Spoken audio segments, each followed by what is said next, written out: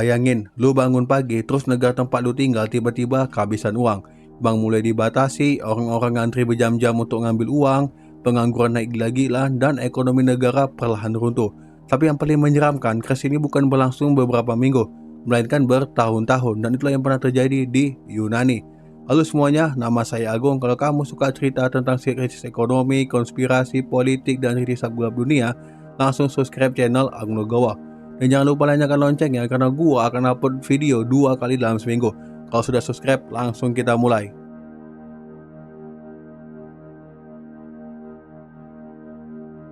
Pada awal tahun 2000-an, Yunani terlihat seperti negara yang sedang menikmati masa kejayaannya.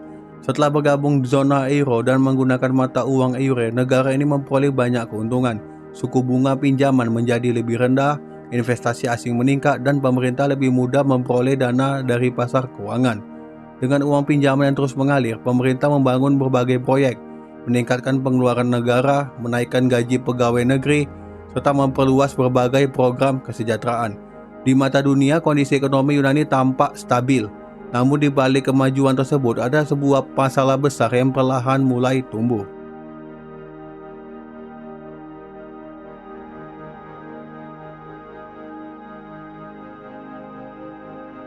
Nah, jadi selama bertahun-tahun pemerintah Yunani menghabiskan uang lebih banyak daripada mereka peroleh dari pajak. Kondisi seperti ini disebut defisit anggaran, yaitu ketika pengeluaran negara lebih besar daripada pendapatannya. Sebenarnya mengalami defisit bukanlah hal aneh, banyak negara juga pernah mengalaminya. Namun masalahnya Yunani terus mengalami defisit hampir setiap tahun selama puluhan tahun. Bahkan nilainya seringkali jauh melebihi batas yang ditetapkan oleh Uni Eropa. Karena kekurangan uang, pemerintah terus meminjam dana dengan menerbitkan surat utang yang dibeli oleh investor dari berbagai negara, terutama dari Prancis, Jerman, dan Swiss. Semakin lama-lama nih jumlah utang negara terus bertambah.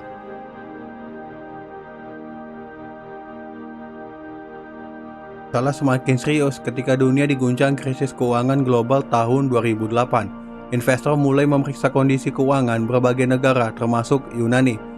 Saat itulah terungkap bahwa kondisi keuangan Yunani ternyata jauh lebih buruk dari yang selama ini dilaporkan. Defisit anggaran mencapai sekitar 13,6% dari penduduk domestik bruto atau PDB, jauh di atas batas maksimal 3% yang ditetapkan oleh Uni Eropa.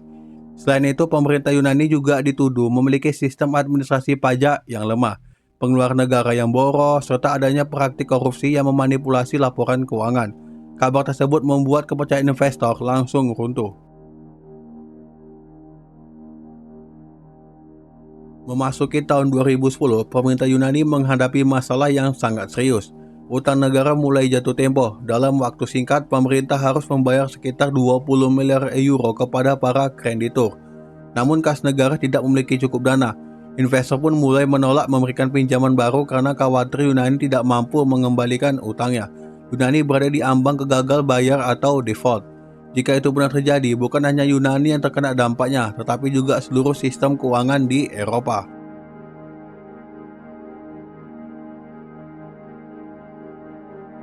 Melihat situasi yang semakin memburuk, pemerintah Yunani akhirnya meminta bantuan kepada Uni Eropa dan International Monetary Fund atau IMF.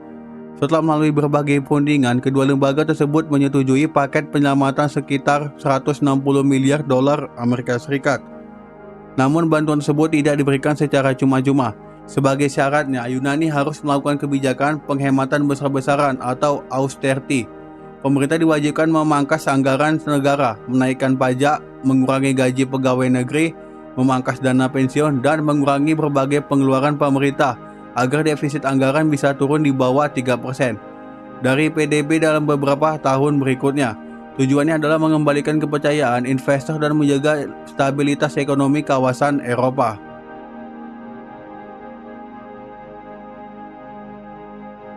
Kebijakan penghematan ternyata membawa dampak yang sangat berat bagi masyarakat. Gaji dipotong, pensiun dikurangi, pajak dinaikkan, lapangan pekerjaan semakin sedikit, dan biaya hidup terus meningkat. Ribuan hingga ratusan ribu warga Yunani turun ke jalan untuk memprotes kebijakan pemerintah. Demonstrasi besar terjadi di Athena, terutama di sekitar Sinagma, Square, dan gedung parlemen. Bentrok antara demonstran dan aparat keamanan tidak dapat dihindari. Pada Mei 2010, sebuah bank di Athena terbakar saat aksi demonstrasi. 3 pegawai bank meninggal dunia setelah terjebak di dalam gedung. Tragedi tersebut menjadi salah satu momen paling kelam selama krisis berlangsung. Krisis ekonomi Yunani tidak hanya menghantam pemerintah, tetapi juga kehidupan masyarakat. Banyak perusahaan gulung tikar, angka pengangguran melonjak, pendapatan masyarakat menurun, dan banyak anak muda meninggalkan Yunani untuk mencari pekerjaan di negara lain. Perekonomian negara mengalami kontraksi selama bertahun-tahun. Nah, jadi buat yang belum tahu tuh ya, apa itu kontraksi? Nah, jadi kontraksi ekonomi adalah kondisi di mana perekonomian suatu negara sedang menyusut atau melemah. Artinya aktivitas belanja masyarakat berkurang, pabrik-pabrik mengurangi produksi, dan lapangan kerja menjadi lebih sedikit.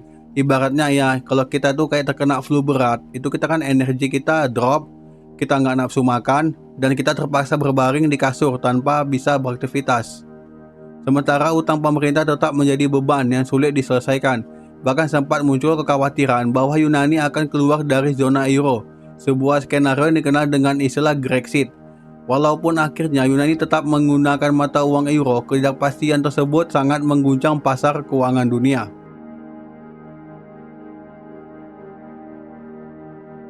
Krisis Yunani menunjukkan bahwa pertumbuhan ekonomi tidak hanya bergantung pada banyaknya uang yang dipinjam, tetapi juga pada bagaimana sebuah negara mengelola keuangannya. Jika pengeluaran terus lebih besar daripada pendapatan, sementara utang terus bertambah tanpa pengelolaan yang baik, suatu saat beban tersebut akan menjadi masalah besar. Krisis juga mengajarkan bahwa kepercayaan investor merupakan salah satu aset terpenting dalam perekonomian modern. Ketika kepercayaan itu hilang, biaya pinjaman melonjak, investasi berhenti, dan dampaknya akan dirasakan langsung oleh masyarakat. Bagi dunia, krisis Yunani menjadi pelajaran bahwa satu negara mengalami masalah utang dapat mengguncang stabilitas ekonomi kawasan, bahkan mempengaruhi pasar keuangan global. Oke, terakhir tagline dari saya, karena di balik setiap berita selalu ada sejarah, di balik setiap krisis selalu ada pelajaran, dan di balik setiap perubahan selalu ada pola yang bisa kita pelajari. Saya Agung Logowo, sampai jumpa di video berikutnya. Tetap #pahami dunia.